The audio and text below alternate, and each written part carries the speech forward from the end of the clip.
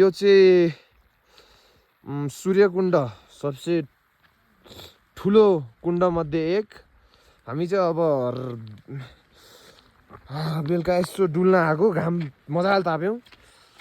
हाम्रा पर्यटक साथीहरू पनि भेट हुनुभएको थियो। एकदम ठाउँ रिफ्रेसिङ ठाउँ यो। फुलहरू फुल्ने यहाँ हेर्नु त साथीहरू, ल यहाँ हेर्नु त। किरण भाइ यहाँ हेर्नु त। ल साथीहरू यहाँ हेर्नु, ल साथीहरू, ल साथीहरू, साथीहरू।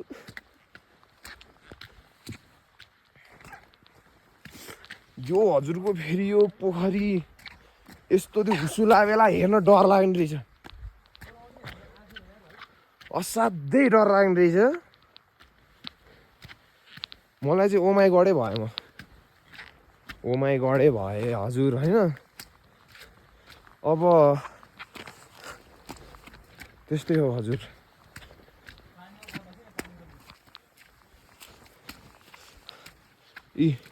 यहाँ नि हजुरहरूको वाइल्ड फ्लावर्स जुनको लागि चाहिँ एकदम प्रख्यात हाम्रो यस पाँच पोखरी।